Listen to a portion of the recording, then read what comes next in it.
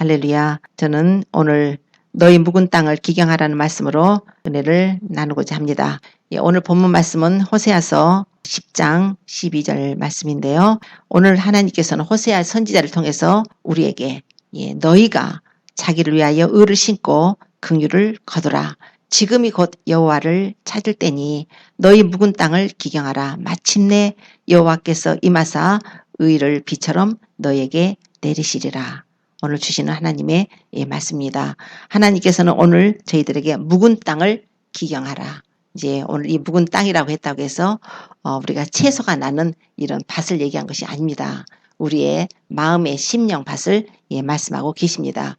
우리 예수님께서도 마태복음 13장에 보면은 우리 사람의 심령을 이 밭으로 비유를 하셔서 말씀을 하셨습니다. 씨를 뿌리는 자가 씨를 뿌리러 나가서 뿌리는데 덜어는 길가에 뿌려졌고 덜어는 돌밭에 뿌려졌고 덜어는 가시떨기 위에 떨어졌고 덜어는 좋은 땅에 떨어졌다. 주님께서 그 씨 뿌리는 비유를 통해서 씨를 뿌리는 분은 바로 예수 그리스도시며 또 씨는 하나님의 말씀입니다. 하나님의 말씀을 그 씨를 우리 밭에 뿌리시는데 그 밭이 바로 우리의 심령 밭입니다. 그래서 주님께서 우리의 심령 밭에 네 가지의 부류의 밭을 말씀하신 것이 하나는 길가요, 하나는 돌밭이요, 하나는 가시떨기요, 하나는 좋은 땅이라 이렇게 말씀을 하셨습니다.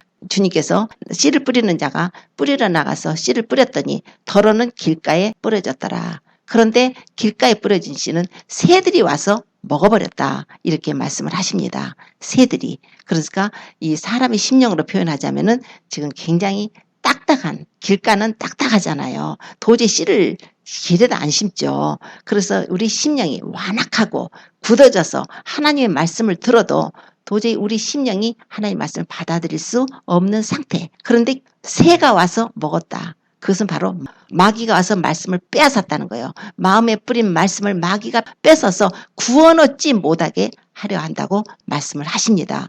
뿐만 아니라 돌밭에 뿌려진 것은 돌밭은 흙이 얇으니까 말씀을 들으면 금방 흙은 있어요. 그래서 말씀을 기쁨으로 잠시 받지만은 그 말씀으로 인해서 어려움이 올 때는 마치 해가 돋은 위에 타져서 뿌리가 없어서 말라버린 것처럼 그 말씀으로 인해서 어떤 핍박과 고난이 내게 다가오면 넘어져 버리는 자라 이렇게 말씀을 하십니다. 뿐만 아니라 또 가시떨기에 뿌려졌다는 것은 이 세상의 염려와 재리의 유혹 때문에 그 말씀이 막혀가지고 결실하지 못한다는 거예요. 아무리 말씀을 들어도 자기에게 유익이 되지 않을 것 같고 내게 무슨 손해가 올 것 같고 여러 가지로 그러면 그 말씀을 도저히 받아들이지 못하는 상태, 가시떨기에 뿌려진 씨를 비유로 말씀을 하십니다. 마지막으로 좋은 땅에 뿌려졌다는 것은 말씀을 착하고 좋은 마음으로 받아들여서 그 말씀이 결실을 하는 거예요. 말씀을 듣기만 하는 것이 아니라 그 말씀이 이제 액티브가 되는 거예요. 내 삶 속에서 적용이 돼서 그 말씀에 우리가 순종할 때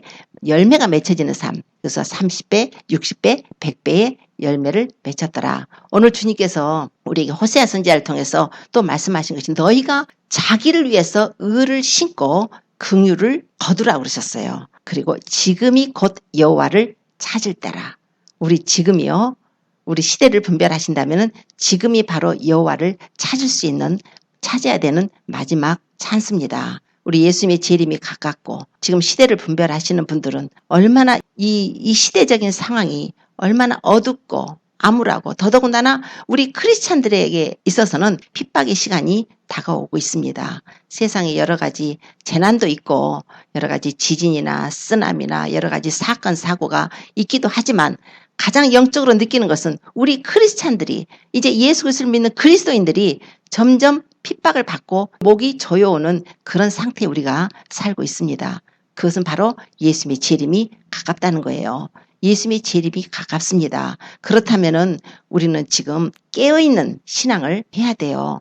예수님을 우리가 믿는데 정작 우리 신랑 되신 예수님이 오실 텐데 우리 예수님이 오실 때 나팔소리 날 때에 신부들을 데리러 오신다고 그러셨는데 우리가 그 나팔소리를 듣지 못하면 안 됩니다. 그래서 우리가 심령이 지금 깨어져야 돼요. 지금 묵은 땅을 기경을 해야 된다는 것입니다. 묵은 땅이라는 것은 휴경지예요. 이전에 농사를 지을 수 있는 그런 좋은 땅이었는데 놀고 있는 땅이에요. 놀고 있는 땅이 되겠습니까? 그러면 거기에 가시나 엉겅퀴나 온갖 잡초들이 그 땅을 덮을 거 아니에요. 하나님께서는 우리가 묵은 땅을 기경을 해서 다시 한번 여호와께서 임하셔서 의를 비처럼 너희에게 내려줄 테니까 지금은 의를 심고 긍휼을 거두라고 말씀을 하십니다. 지금은 바로 그런 때예요.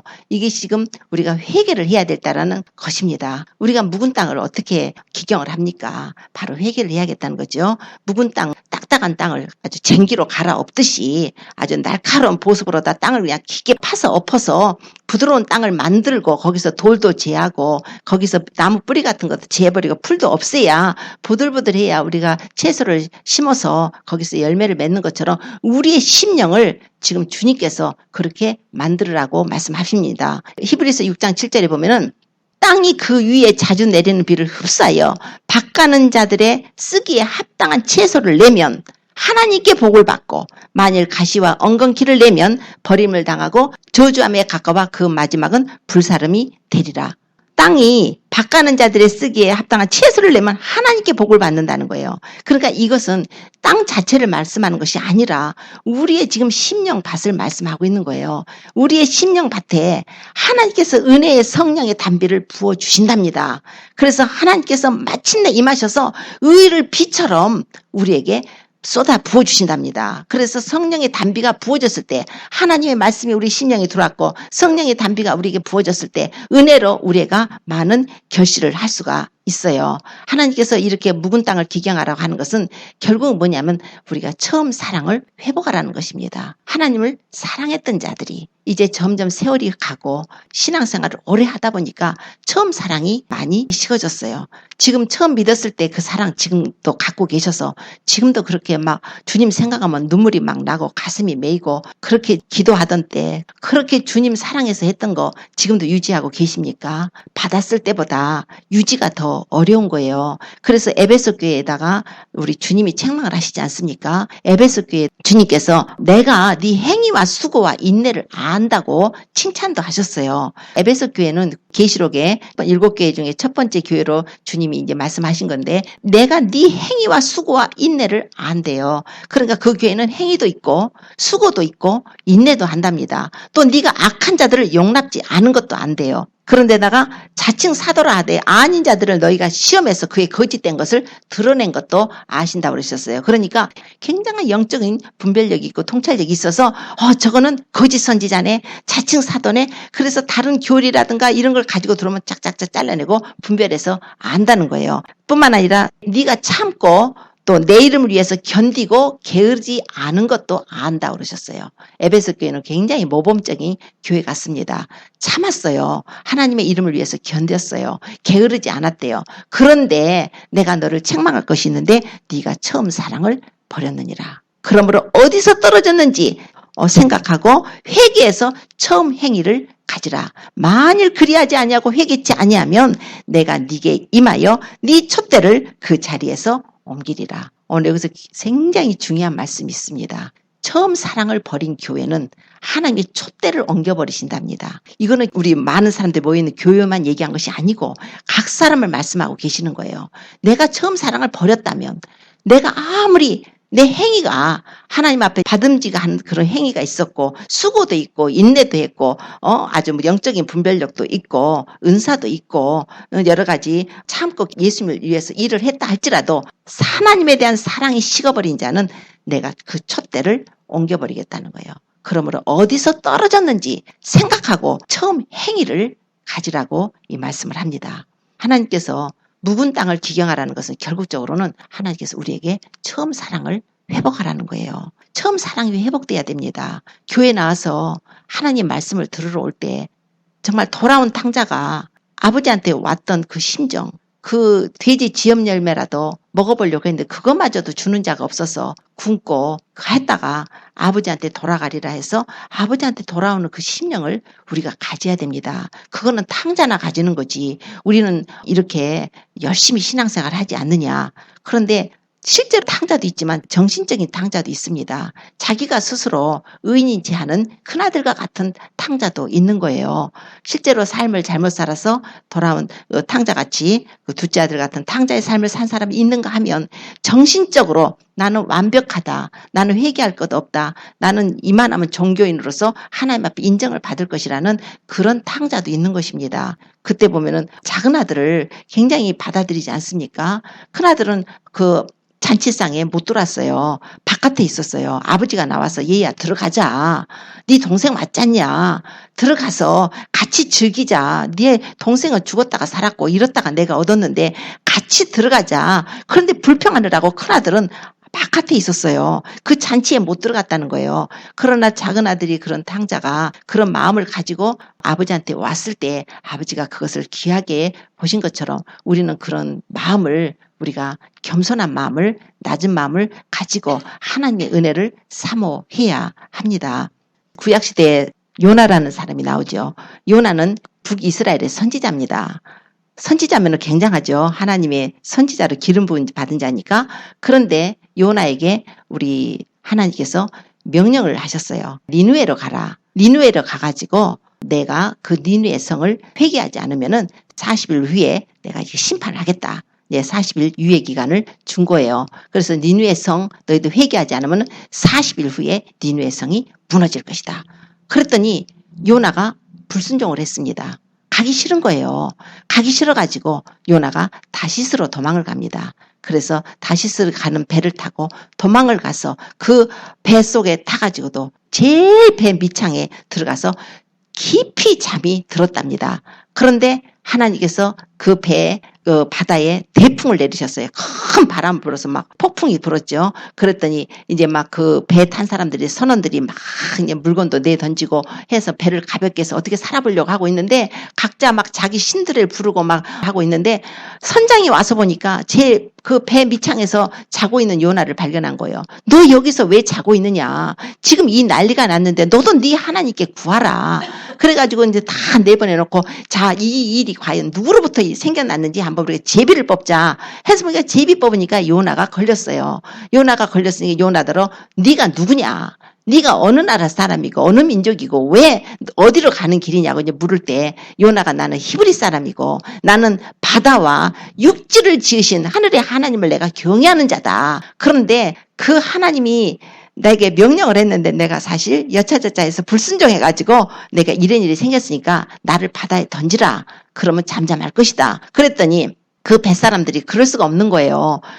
도저히 그 사람을 바다에 던질 수가 없어서 자기들 노력으로 그 배를 구해보려고 했는데 더 그냥 막 파도가 치고 더 바람이 부니까 할 수 없이 하나님께 기도를 하는 거예요. 그 사람들이 이 무죄한 피를 우리에게 돌리지 마십시오. 이 사람 때문에 우리를 멸망하지 않도록 해주세요. 그러고서는 요나를 바다에 던집니다. 그랬더니 이제 바다가 잠잠을 해줬어요. 그러나 요나는 또 하나님의 큰 물고기를 준비하셨다가 요나를 삼키게 되죠. 그리고 요나가 3일 밤낮을 이 물고기 뱃속에 있게 됩니다. 그러면서 물고기 뱃속에서 그가 기도를 하게 돼요. 3일 동안에 얼마나 회개 기도를 했는지 죽음이죠. 예수님께서 나중에 그 요나가 3일 밤낮에 물고기 뱃속에 있었던 것처럼 나도 이제 땅속에 있을 것이라고 요나의 사건을 주님이 십자가에 죽으시는 그 사건 예표로 말씀을 하셨어요. 요나가 그래가지고 3일 동안에 회개를 합니다. 회개를 했을 때 그 회개가 하나님께 올라가요. 상달이 됩니다. 그래서 하나님께서 그 물고기를 명하셨어요. 요나를 토해놓으라고. 그래서 그 물고기가 육지로 가서 요나를 토해놨어요. 바다에다 토해놓은 것도 아니고 육지에다가 토해놨어요. 거기서 이제 물고기 그 속에서 번복된 그 몸을 해가지고 요나가 나와서 니느웨 성을 갑니다. 가서 이 성이 너희들 회개하지 않으면 40일 후에 무너질 것이다 하고 하룻길을 다니면서 외쳤을 때에 니느웨 사람들이 그것을 받아들였어요. 그래서 먼저 백성들이 받아들이고 막 금식을 하고 회개를 하는데 왕의 기회까지 들어갔을 때 왕이 그걸 또 받아가지고 전국적으로 온 백성들에게 사람뿐 아니라 짐승, 소나 양까지도 그것들까지도 전부 금식 먹지도 말고 물도 마시지 못하게 하고 뿐만 아니라 베옷을 입으라고 그래서 짐승까지도 베옷을 입히고 전부 금식하라고 그러고서 여호와께 힘껏 부르짖고 너희들이 악한 길에서 떠나라고 그랬어요. 이게 바로 회개예요. 금식하는 자세와 하나님께 부르짖는 기도와 악한 길에서 떠나는 거예요. 그래서 그것을 하나님이 보시고 하나님이 그 심판을 내리지 않으시고 하나님께서 그때 니느웨 사람 12만 명을 구원해 주신 것입니다. 그들이 여호와께로 돌아왔어요. 12만 명이. 놀라운 요나의 한 사람의 불순종으로 12만 명이 죽을 뻔했던 거예요. 그러나 하나님은 요나를 보내서 니느웨 사람들을 구원하시고 싶으셨어요. 그 니느웨는 이스라엘하고는 원수지간입니다. 아수르의 수도예요. 나중에 북이스라엘은 아수르에 의해서 BC 722년에 멸망을 당합니다. 여전 이스라엘을 괴롭히던 나라예요. 원수국가예요. 근데 원수국가인데 거기를 가라고 했으니까 좀 안 가고 싶었겠죠. 그러나 하나님은 악인의 죽는 것을 원치 아니하시고 죄인이 회개하고 돌아와서 구원받기를 원하고 계시는 것입니다. 이제 그런 마음을 갖도록 이방인들도 다 구원을 받는 그 하나님의 계획을, 하나님의 뜻을 요나가 몰랐어요. 자기들은 선민이니까 더더구나 원수지간인데 가서 저들에게 복음을 전하면 하나님은 은혜로우시고 자비로우시고 노하기를 더디하시고 인애가 크셔서 재앙을 내리지 않을 거라고, 내가 고국에 있을 때 하나님께 내가 그렇게 말씀드리지 않더이까. 그러니까 분명히 가면은 니느웨 사람들이 회개하면은 하나님이 재앙을 안 내릴 걸 알기 때문에 자기가 안 가려고 했다는 거예요. 저 사람들이 구원받는 걸 안 기뻐했다는 거예요. 이제 그런 마음을 가졌었는데 그가 3일 동안에 물고기 뱃속에 들어가서 그가 회개를 하고 하나님의 뜻에 자기를 맞춥니다. 순종을 합니다. 하나님은 이 세상 어떤 사람도 죄인으로서 구원 못 받고 지옥에 떨어지는 걸 원치 않으세요. 하나님은 죄인들이 회개하고 다 구원받기를 원하십니다. 우리의 원수라고 생각되는 자들까지도 악인이 멸망치 않고 회개해서 구원받기를 원하시는 하나님이십니다. 그 긍휼의 하나님, 자비의 하나님, 인애의 하나님, 그것이 이제 요나서에 나오는데 요나 한 사람을 통해서 요나가 그 불순종에서 그가 회개함으로써 그 12만 명이라는 숫자가 이방인들이 구원받는 것이 성경에 기록되고 있어요. 그것이 바로 이제 하나님에 대한 그 사랑이라는 것은 결국 그 주님의 마음을 헤아릴 줄 아는 거라는 거예요. 우리가 앉아서 그냥 하나님 사랑해요, 사랑해요, 입술로 사랑하는 것이 아니라 그분의 마음을 헤아리는 것입니다. 사랑이라는 것은 그분의 심정을 우리 안에 느끼고 우리가 그분의 뜻에 순종하는 거예요. 입술로만 사랑하는 거 별 효과 없죠. 진실로 내 안에서 그분의 마음에 합하게. 그래서 다윗은 내 마음에 합한 자라. 주님께서 그렇게 하신 것처럼 우리 마음이 주님의 마음이 되는 거예요. 내 마음이 주님의 마음이 된다는 거. 주님이 내 마음에 들어오셔서 내가 주님의 뜻을 헤아리고 그분을 사랑하는 것입니다. 그게 바로 우리가 영적인 회복이요, 묵은 땅을 기경하는 거예요. 그래서 신약시대에 보면 또 한 사람이 나와요. 마가복음을 쓴 사람 마가는 예수님께서 예루살렘에 이제 올라가셨을 때 마가의 다락방에서 성만찬도 하셨어요. 물동이 들고 간 사람 따라가서 그날 마지막 6월절 만찬하는 집으로 들어간 데가 바로 마가의 이제 집으로 보고 있습니다. 그래서 마가의 어머니 마리아, 이렇게 해서 사도행전에 이름이 나오고요. 그래서 마가는 그러니까 어려서부터 예수님이 자기 집에 오셔서 계셨던 그런 특혜를 받은 사람이에요. 그런 축복을 받은 사람이에요. 자기 집에서 예수님이 오셔서 예수님의 제자들이 와서 모여서 거기서 예배를 드리고 예수님의 말씀을 듣고 그렇게 해서 자기 어머니가 그 장소를 내줘가지고 거기서 많은 사람들이 모였고 또 예수님이 죽으시고 부활하시고 이제 승천하신 후에는 이제 거기가 예루살렘 교회가 되지 않았습니까? 그래서 마가의 집에서 모여서 120명의 문도가 거기서 성령 세례를 또 받은 것이에요. 그러니까 마가의 집은 교회인데 마가가 거기서 자란 사람이에요. 그래서 굉장히 신앙이 바르고 마음도 뜨겁고 그 유명한 예수님이 12제자가 거기 다 모여서 항상 예배를 드리고 했으니까 얼마나 영적으로도 굉장히 깨어있고, 그런데 이제 그 후에 마가가 이제 은혜를 받아가지고 바울 사도랑 이제 바나바하고는 이제 친척간이에요. 그래서 성경 한글로 보면은 생질이라고 되어 있더라고요. 조카라고 되어 있는데 영어로 보면 카슨이라고 되어 있어요. 그래서 카슨이라고 하는 분도 있고 조카라고 하는 분들도 계시더라고요. 그런데 이제 이런 친척 관계인데 바나바하고 바울이 전도 여행을 갔을 때 마가를 데리고 갑니다. 그만큼 마가가 믿음이 좋은 청년이에요. 그래서 그 사람들도 하고 전도여행을 갔으니까. 그런데 1차 전도여행을 할 때 그가 밤빌리아 버가에서 너무 힘든 거예요. 이렇게 부잣집 청년으로 곱게만 컸다가 마음은 뜨거워서 예수님을 믿어서 정말 그 사도들 따라서 갔는데 그 가는 길이 너무나 험난하고 고통스러운 거예요.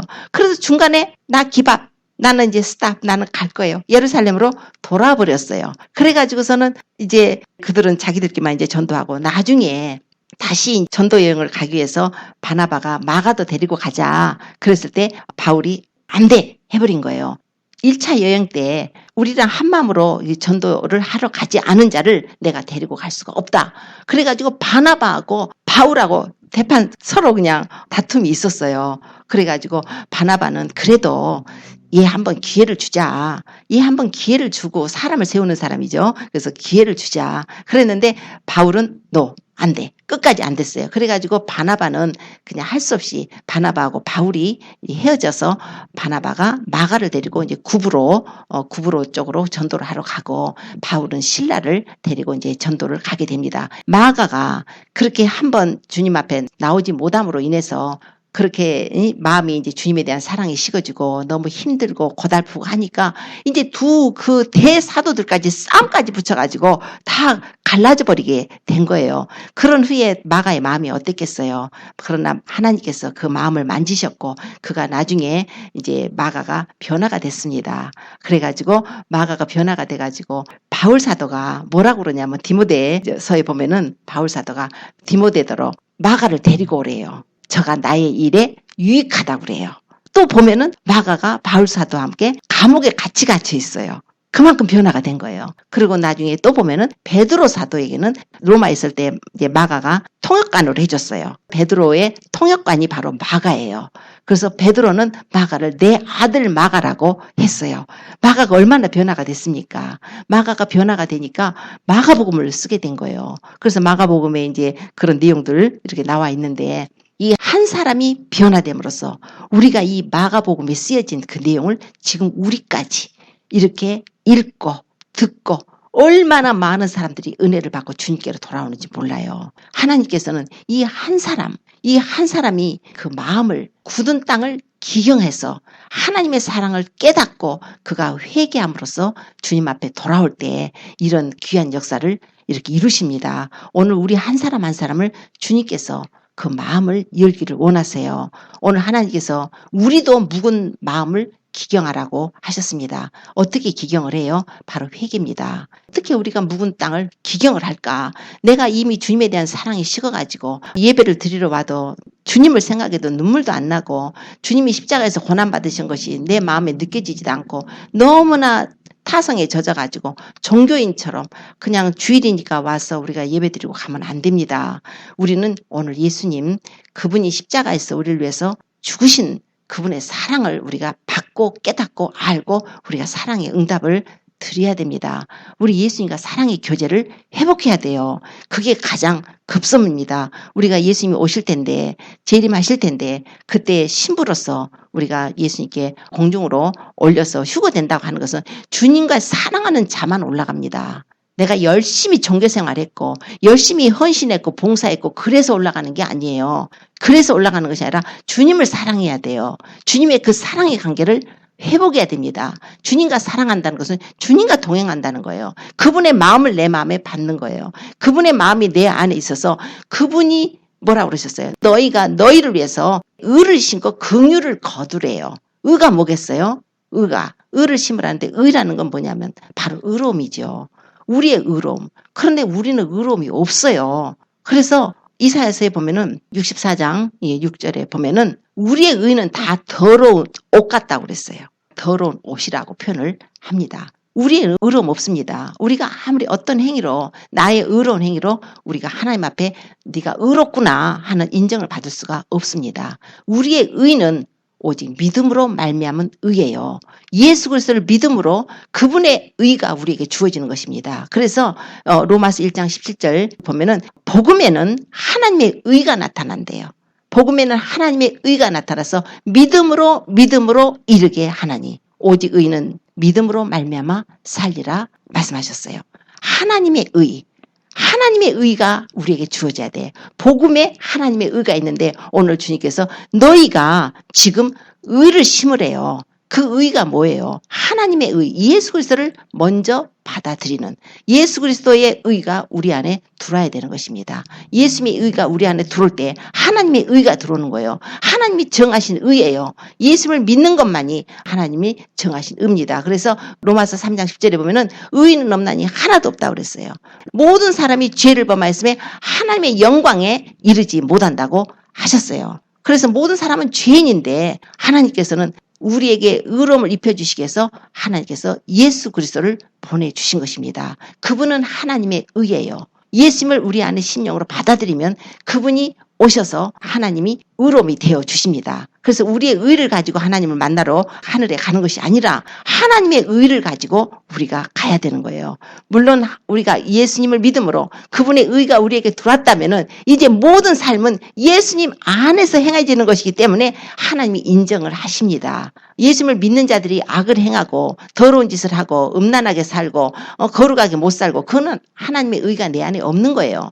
하나님의 의가 내 안에 들어왔고 우리가 성령으로 거듭난 자라면은 이제 하나님의 심령이 우리 안에 하나님의 마음이 부어진 자들은 하나님의 마음을 알기 때문에 그분을 사랑함으로써 우리가 자동적으로 그분이 기뻐하시는 삶을 살아갈 수가 있게 되는 것입니다. 하나님께서는 너희가 의를 신고 긍휼을 거두래요. 그런 자들에게만 우리에게 긍휼이 부어지는 것입니다. 하나님께서는 성령을 보내주셔서 성령이 우리 안에 이제 들어오시게 되죠. 우리가 예수님을 믿음으로 이제 성령이 들어오셔서 우리가 거듭나게 되면은 성령이 오셔서 하는 일이 뭐예요? 죄에 대해서, 의에 대해서, 심판에 대해서 세상을 책망하신다는 거예요.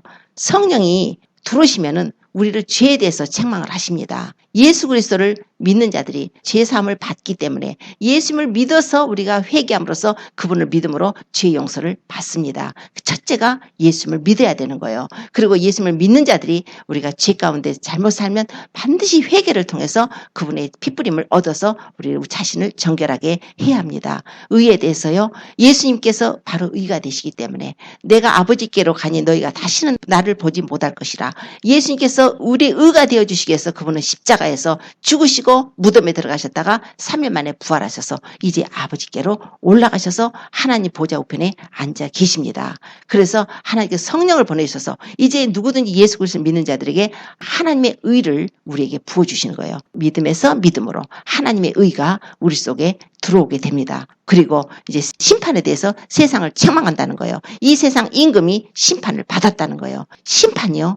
이 세상이 심판을 받았어요. 이미 마귀는 심판을 받은 자입니다. 하나님의 큰 날에 심판의 때까지 지금 잠시 두고 계시는 거예요. 그리고 그 속에서 우리 사람들은 연단을 받아요. 하나님께서는 그 마귀가 있는 속에서 우리가 신앙이 연단을 받고 마귀의 시험에서 이기고 마귀를 대적하고 죄를 대적해서 이긴 자들만 가는 곳이 바로 천국이에요. 그런 테스트가 없이 그런 연단도 없고 그런 시험도 없이 우리가 천국을 가는 것이 아닙니다. 이 세상은 연단장이에요. 광야예요. 광야에서 불뱀이 전갈이 득실거리는 광야예요.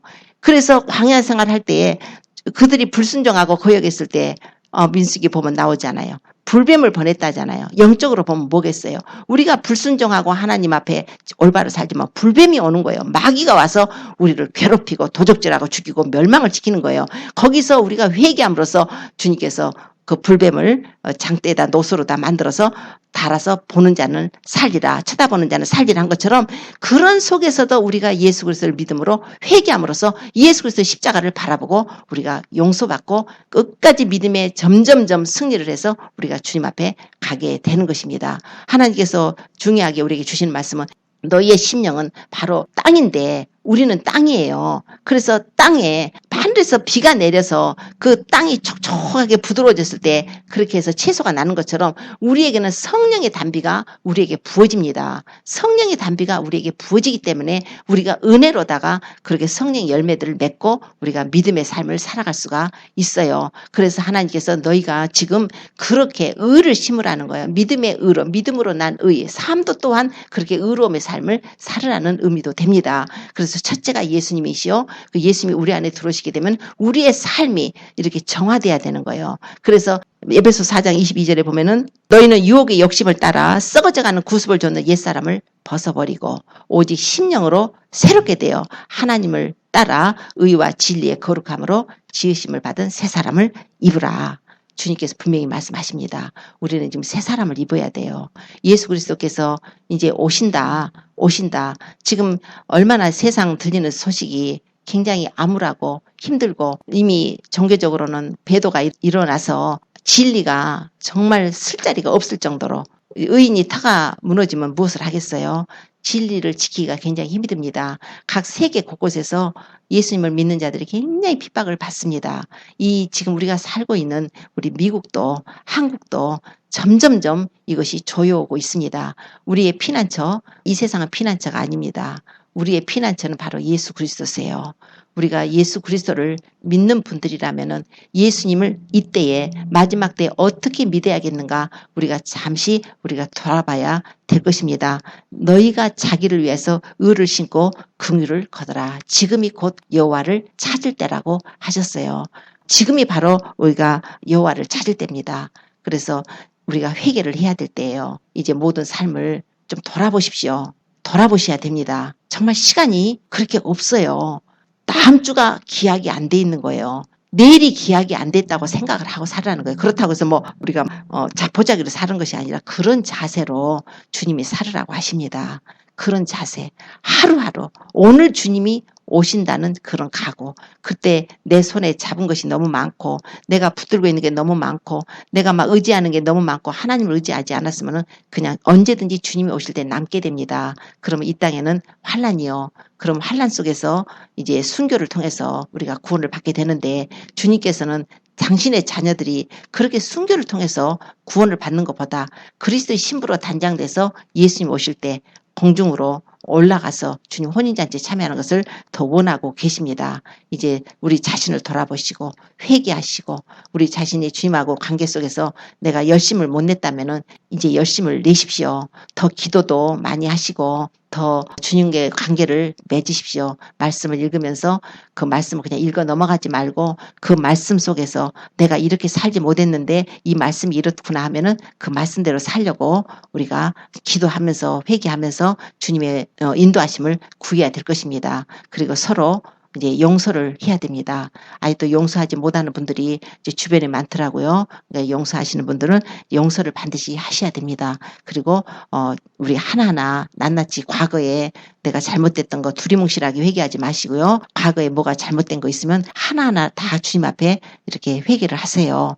두리뭉실하게 대충 이렇게 알아서 그냥 하나님 다 용서해 주세요 하시지 말고 그렇게 해서 용서받을 자에게는 용서받고 그리고 이제 정 생각이 안 나고 하는 것은 주님의 은혜로다 우리가 이렇게 용서를 받는 거니까 이제 그런 회개의 심령을 주시기를 구해서 이제 기도들 하시고 이제 말씀 읽고 기도하고 중보하고 사랑 행하고 이제 그런 식으로 이제 예수님과 동행하는 삶을 살아야 할 것입니다. 무엇보다도 예수님의 십자가 중심으로 우리가 살아야 됩니다.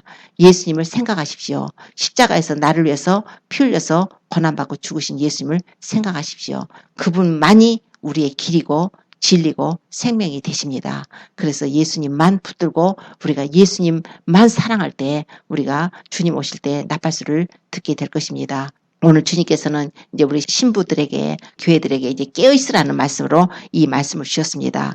그래서 주님께서 마침내 임하사 의를 비처럼 너에게 내리시리라. 지금은 성령이 늦은 빛이 됩니다. 이때 비를 맞아야 돼요. 오순절에 성령 강림에 이른 비가 내렸다면 지금 알곡 추수하기 직전에 성령이 부어지고 있는 마지막 시간입니다. 이때 성령을 많이 받으셔야 돼요. 이때 충만을 받으셔야 됩니다. 돌아보시고 더 기도하시고 깨어서 기도하시고 주님의 은혜를 더 구하셔서 그날에 주님 오실 때 나팔소리 날 때 모두 다 들림받아서 어린 양 혼인잔치에 참여하는 저와 우리 모두 성도님이 되시기를 예수님을 축원합니다. 기도드리겠습니다.